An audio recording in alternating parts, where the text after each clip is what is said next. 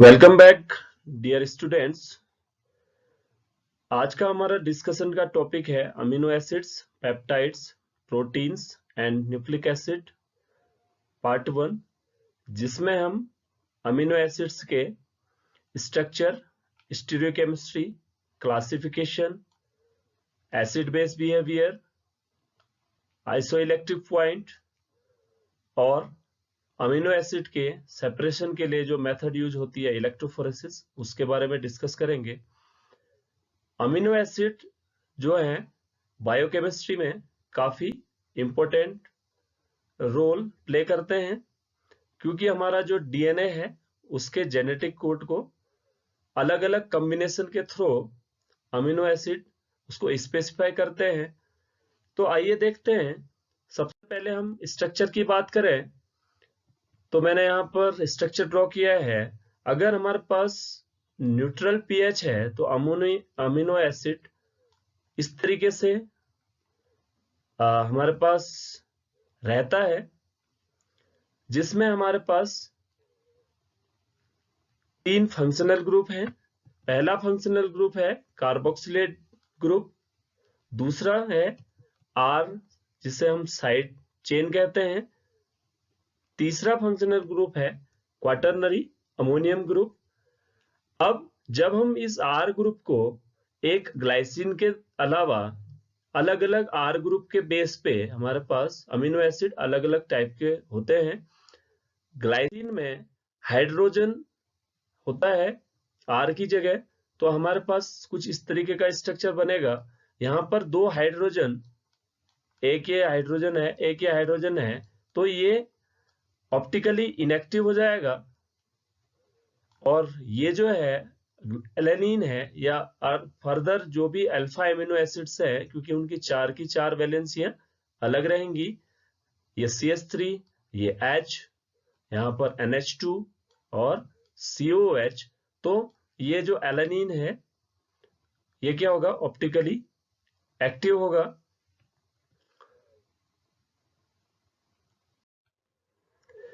Further हम देखते हैं अमीनो एसिड, जैसा कि मैंने आपको बताया कि ग्लाइसिन के अलावा जितने भी अल्फा एमिनो एसिड्स हैं वो ऑप्टिकली एक्टिव हैं। तो इसके नोमेनक्लेचर के लिए, जैसा हमने हिस्टोकेमिस्ट्री हम देखते हैं डीएल नोमेनक्लेचर क्या होता है, एक रिलेटिव नोमेनक्लेचर होता है जो ग्लिसरैल्डिहाइड के रेस्पेक्ट में हम पढ़ते थे। उसी प्रकार से यहाँ पर एलेनिन को रेस्पेक्ट मान के, विथ रेस्पेक्ट टू एलेनिन, हम क्या करते हैं डीएल नोमेनक्लेचर देते हैं एमिनो एसिड्स को। और दूसरा नोमेनक्लेचर होता है आरएस नोमेनक्लेचर, जिसको हम एब्सोल्यूट नोमेनक्लेचर कहते हैं। आइए देखते हैं डीएल नोमेनक्लेचर किस तरीके से हम डी अमीनो एसिड बोलेंगे। अगर हमारे पास अमीनो ग्रुप राइट साइड में होगा तो उसको हम डी अमीनो एसिड बोलेंगे। अगर amino group left hand side में होगा तो इसको हम एल अमीनो एसिड बोलेंगे। आइए यहाँ पर देखते हैं, ये मैंने मिरर यहाँ पर लगाया है, तो ये एक दूसरे के मिरर इमेज है, इसलिए ये कंपाउंड क्या हैं, ऑप्टिकली एक्टिव हैं। नॉन सुपरइम्पोजेबल मिरर इमेज जो होंगे वो क्या कहलाएंगे, इनेंशियोमर कहलाएंगे। मैं ज्यादा यहाँ पर डिटेल जा नहीं रहा हूं। इसी प्रकार अगर ये 3D स्ट्रक्चर मैंने ड्रॉ किया है, इसको अगर हम फिशर प्रोजेक्शन से देखेंगे तो हमारे पास इस तरीके का स्ट्रक्चर बनेगा, D amino acid and L amino acid.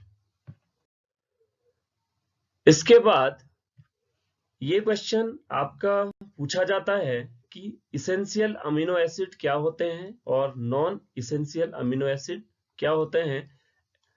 जो भी अमीनो एसिड हमारे बॉडी में बनते हैं उनको हम क्या कहते हैं, नॉन इसेंशियल अमीनो एसिड कहते हैं, क्योंकि हमारा बॉडी में अगर बन जाएगा तो हमारे लिए इसेंशियल नहीं है।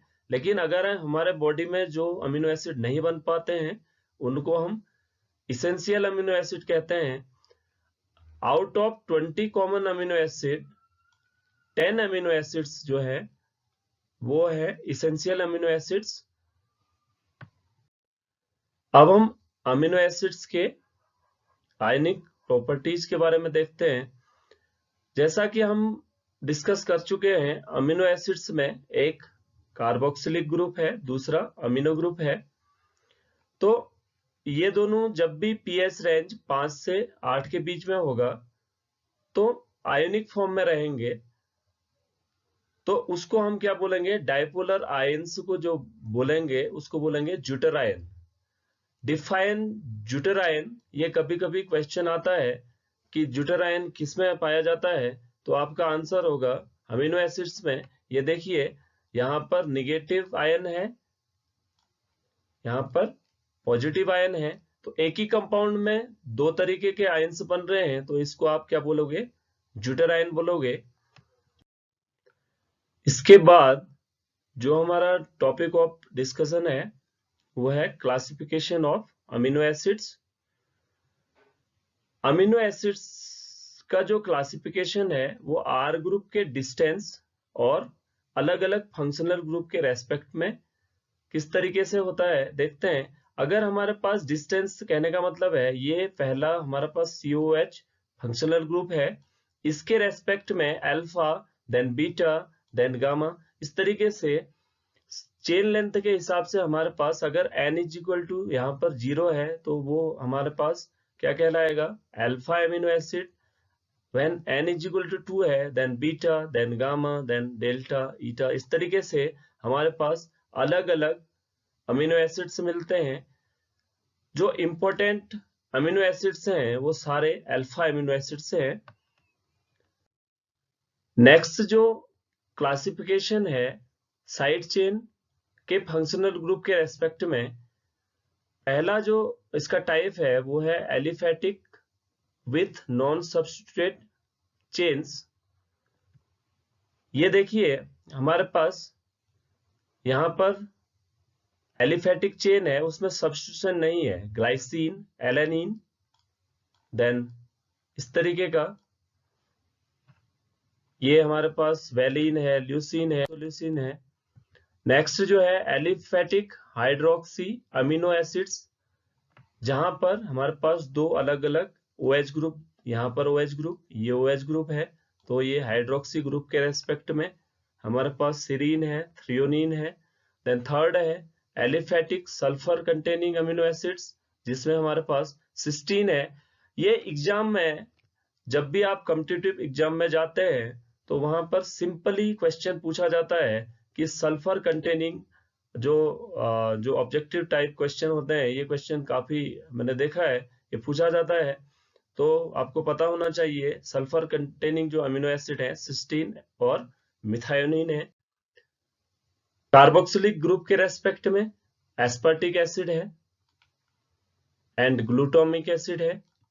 देन विथ मोनोएमाइड्स के ग्रुप में एमाइड, एस्प्रेजिन है, ग्लूटामिन है। इसके बाद हमारे पास basic group in side chain, कहने का मतलब है अगर अमीनो ग्रुप है, ग्वानिडिलिक ग्रुप है, इमिडाजोल ग्रुप साइकिल है, तो उसके रेस्पेक्टिव हमारे पास लाइसिन, आर्जिनिन, हिस्टिडीन, ये अमीनो एसिड्स बनते हैं। देन सेवंथ टाइप है एरोमेटिक हेटेरोसाइक्लिक चेन के रेस्पेक्ट में फेनिलैलनिन, टायरोसिन और एल्प्रोलिन। नेक्स्ट जो क्लासिफिकेशन का टाइप है वो है बेस्ड ऑन दी पोलैरिटी।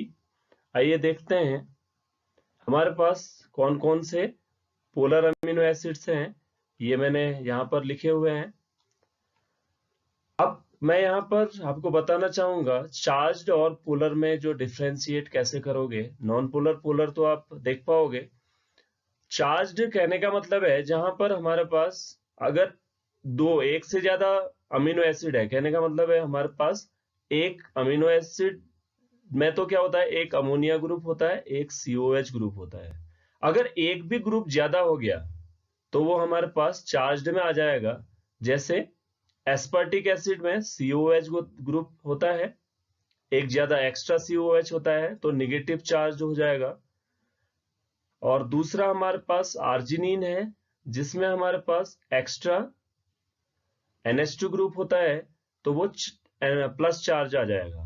तो इस तरीके से हमारे पास चार्ज और पोलर कौन सा है जिसमें दो पोल होंगे, तो वो हमारे पास क्या कहलाएगा, पोलर अमीनो एसिड कहलाएंगे। पोलर अमीनो एसिड में ये हमारे पास 4 अमीनो एसिड से हैं। पोलर और नॉन पोलर के बीच का जो अमीनो एसिड है वो 3 अमीनो एसिड हैं, और चार्ज्ड पोलर और हमारे पास चार्ज्ड और पोलर के बीच में हिस्टिडीन आता है। ये आप स्ट्रक्चर से बैक जाके देख सकते हैं ये किस तरीके से पोलर, नॉन पोलर और हमारे पास चार्ज्ड में डिवाइड है। इसके बाद जो नेक्स्ट इंपॉर्टेंट टॉपिक है वो है acid base properties of alpha amino acid. Amino acid में जैसा कि आप देख पा रहे हैं, एक अमीनो ग्रुप है, एक COH ग्रुप है। तो COH ग्रुप आपको पता है एसिडिक इन नेचर है, NH2 जो है बेसिक इन नेचर है।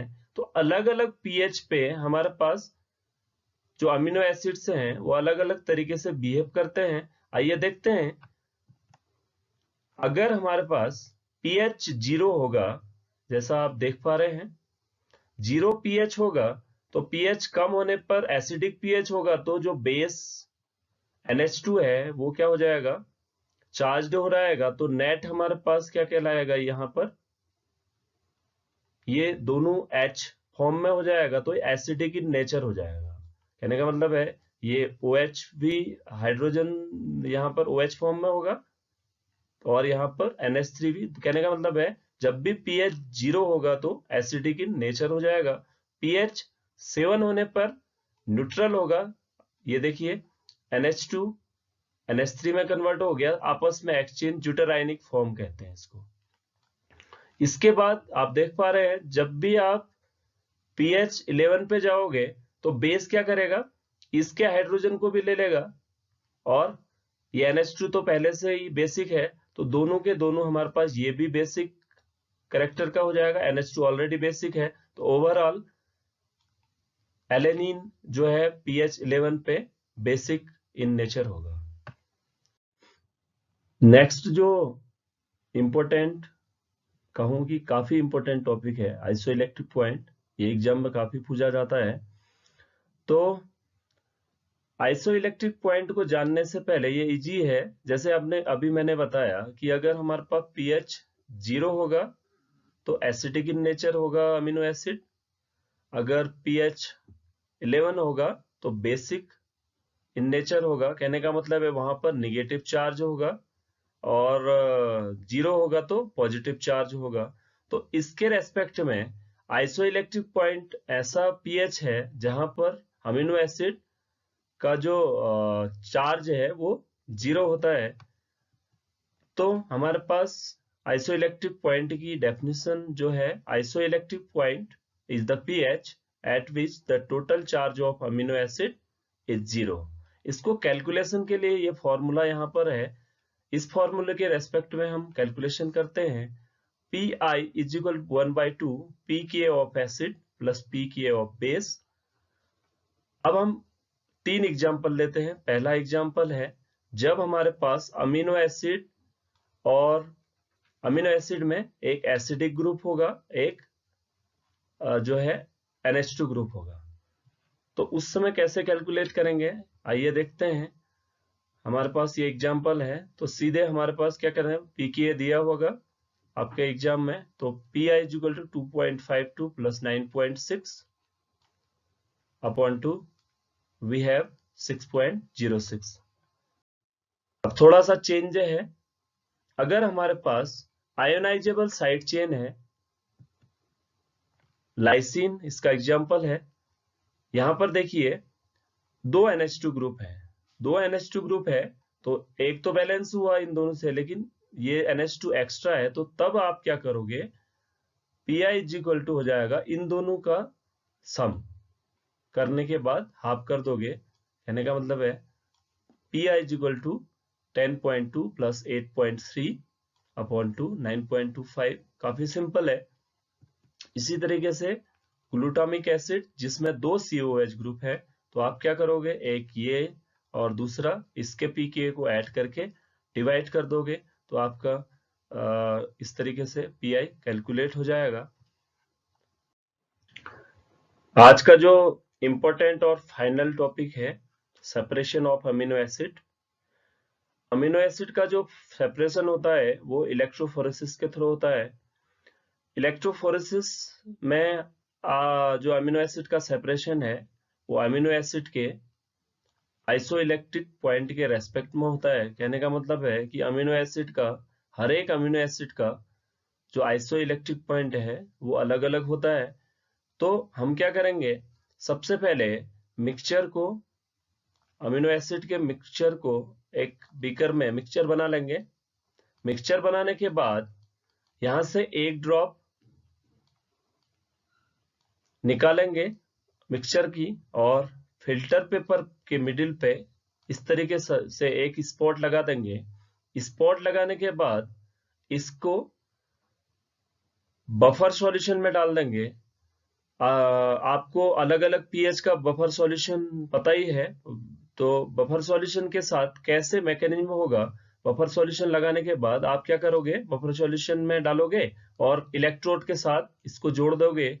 इसका स्ट्रक्चर मैं आपको दिखाता हूं, इस तरीके से स्ट्रक्चर बनेगा। स्ट्रक्चर में आप देख पा रहे हैं, अगर आपने स्पॉट यहां पर लगाया फॉर एग्जाम्पल, क्योंकि आप सेपरेट कर रहे हैं pH 5 पर, तो pH 5 के रेस्पेक्ट में लाइसिन जो है, क्योंकि यहां पर दो NH2 ग्रुप हैं, तो ये क्या हो जाएगा NH3+, ओवरऑल एक प्लस चार्ज, एक निगेटिव, एक प्लस और एक ओवरऑल प्लस चार्ज हो जाएगा। तो ये कैथोड की ओर मूव करेगा। एस्पर्टेट है, यहां पर NH3 जो है पीआई जो है 2.98 पे, pH 5 है, तो NH2 ग्रुप क्या है NH3 प्लस पे और ये दोनों निगेटिव पे रहेंगे। तो एक निगेटिव, दो निगेटिव, एक पॉजिटिव, कहने का मतलब ओवरऑल +1 प्लस माइनस चार्ज, तो ये एनोड की तरफ मूव करेगा।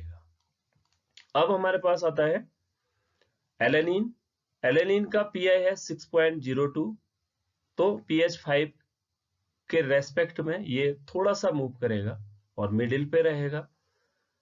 ये करने के बाद आप क्या करोगे, मतलब ये तो मैंने मैकेनिज्म बताया। जब आप करोगे यहां पे इस स्पॉट को आप देखोगे कैसे, इसके लिए हम करते हैं निनहाइड्रिन टेस्ट। निनहाइड्रिन टेस्ट में क्या करते हो आप, जब ये कैथोड में लगाने के बाद इस फिल्टर पेपर को उठाते हो और निनहाइड्रिन कंपाउंड होता है उसमें आप डिप कर देते हो। डिप करने के बाद कैसा मैकेनिज्म जाएगा, पर्पल कलर का हमारे पास स्पॉट दिखाई देंगे। ये तो मैंने कलर आपको डिफरेंशिएट करने के लिए बनाया है, लेकिन हर जगह आपको पर्पल स्पॉट दिखाई देगा। तो आप एनोड के, आपको पता होगा किस तरफ एनोड है किस तरफ कैथोड है, तो आप देख पाओगे, तो अलग अलग सेपरेशन हो। आइए देखते हैं मैकेनिज्म किस तरीके से होता है। निनहाइड्रिन ग्लाइसिन के साथ पर्पल कलर का प्रोडक्ट देता है। ये रिएक्शन किस तरीके से जाएगी, जब आप हीट करोगे टिश्यू पेपर को हीट करने के बाद पहले निनहाइड्रिन में डिप करोगे, देन हीट करोगे, तो आपको पर्पल कलर का प्रोडक्ट जो बनेगा, तो वो आपको स्पॉट के रूप में दिखाई देगा। कैसे देगा वो पहले बता चुका हूं। मैकेनिज्म में देखते हैं, आइए देखते हैं। निनहाइड्रिन ग्लाइसिन के साथ पहले NH2 जो बेसिक मीडिया में एक्चुअली ये रिएक्शन जाएगा, तो किस तरीके से जाएगा, -2H2O, OH पहले इधर से H लेगा तो वो H2O हो गया, देन ये H2 यहां से ओवरऑल 2H2O निकलेगा और हमारे पास इमीन बनेगा। इमीन बनने के बाद ये वाला, इसको N डबल बॉन्ड C को आप इमीन बोलते हैं। इसको हीट करोगे तो CO2 निकल जाएगा। CO2 निकलने के बाद जो इमीन ये बना है, यहाँ पर जो ये हाइड्रोजन है, ये क्या है, टॉटोमराइज हो जाएगा। टॉटोमराइज होने के बाद यहां से यहां चला जाएगा। कहने का मतलब 1,3 hydrogen shift is known as tautomerism. तो हमारे पास फाइनली इस तरीके का कंपाउंड बन जाएगा। ये फिर से इमीन ही है। अब ये जो इमीन है, ये वाटर के साथ इसका रिएक्शन कुछ इस तरीके से होगा। जो वाटर एक्चुअली इंसिटू जो वाटर बन रहा है वही रिएक्शन कर रहा है। यहाँ पर आप ओवन में तो डाल दे रहे हो, तो इंसिटू जो वाटर बन रहा है वही रिएक्शन कर रहा है। तो ये अंदर ही अंदर H+ यहाँ जुड़ेगा और OH यहाँ जुड़ेगा। तो 2 OH जो बने थे वो यहाँ यूज हो गए हैं। तो NH2 जेमिनल अल्कोहल बनेगा। जेमिनल अल्कोहल बनने के बाद H2O निकल जाएगा। तो वो जब मैकेनिज्म होगा इसका किस तरीके से बनता है, ये मैं जब रिएक्शन होंगी उस समय बताऊंगा। HCHO फाइनली निकल जाएगा। अब NH2 फिर से फ्री हो गया है, जैसे हमने शुरू में देखा उसी तरीके से दूसरा निनहाइड्रीन का मॉलिक्यूल आएगा और -2H2 हो जाएगा और इस तरीके का स्ट्रक्चर बनेगा। अगर आप एसिडिक मीडिया में देखोगे तो ये OH बन जाएगा। तो उस समय ये पर्पल कलर नहीं दिखाई देगा क्योंकि आपका कंजुगेशन यहाँ पर नहीं हो पाएगा। बेसिक जब मीडिया होगा तभी ये आपको पर्पल कलर दिखाई देगा। कहने का मतलब है दोनों रिंग आप देख पा रहे होंगे कंजुगेशन में है। अभी एसिडिक मीडिया में पर्पल कलर नहीं देता है। तो हम इस तरीके से अमीनो एसिड को सेपरेट कर पाएंगे। होप आपको सभी टॉपिक अच्छे से समझ में आए होंगे। नेक्स्ट हम अमीनो एसिड की सिंथेसिस पढ़ेंगे, रिएक्शंस पढ़ेंगे, देन पेप्टाइड क्या होता है वो पढ़ेंगे। पेप्टाइड और एक फाइनल लेक्चर में हम पढ़ेंगे न्यूक्लिक एसिड के स्ट्रक्चर के बारे में। अभी हम आज के लिए इतना ही। कनेक्टिविटी के लिए आप लगातार चैनल से बनिए रहेगा। आप इसमें आराम से एक एक पार्ट, अच्छे पार्ट मैं आपको देते रहूंगा। Thank you for watching and best of luck for your exam preparation. Thank you.